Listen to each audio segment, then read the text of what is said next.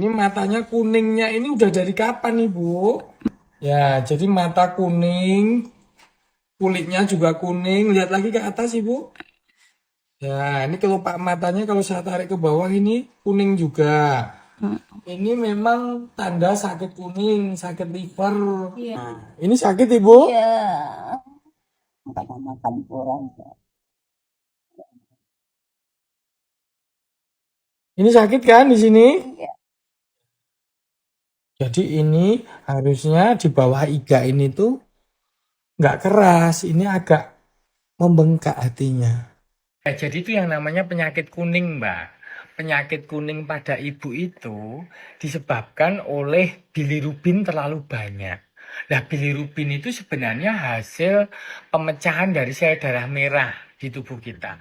Sel darah merah itu kan waktu beredarnya kira-kira 3 bulan, kemudian dihancurkan, kemudian hemoglobinnya itu yang ada di dalam sel darah merah itu diolah di hati, dihancurkan di hati untuk menjadi bilirubin.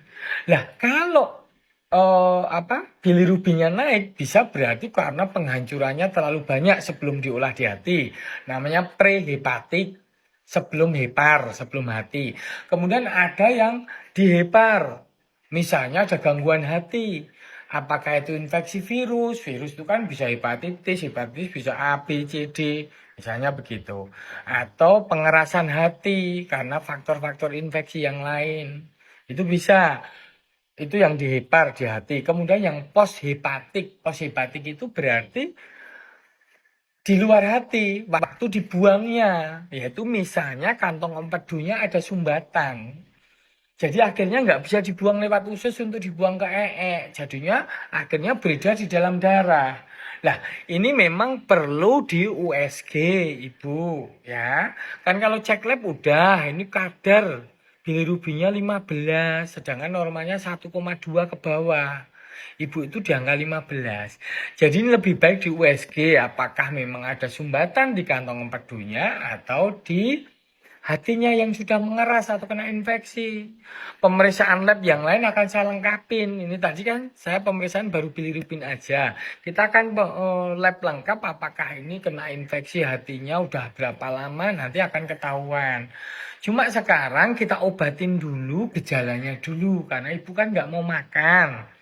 Ya, jadi sekarang kita obatin dulu supaya mau makan, ngurangin neknya, perihnya, lemesnya.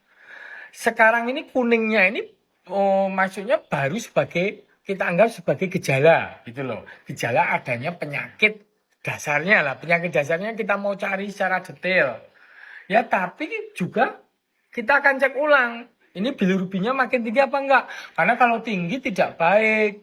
Ya bisa membuat lemes, gatal-gatal di kulit ya. Terus kemudian bisa mengurangi saraf di pendengaran, bisa mengganggu saraf di otak ya lama-lama bisa kalau terlalu tinggi.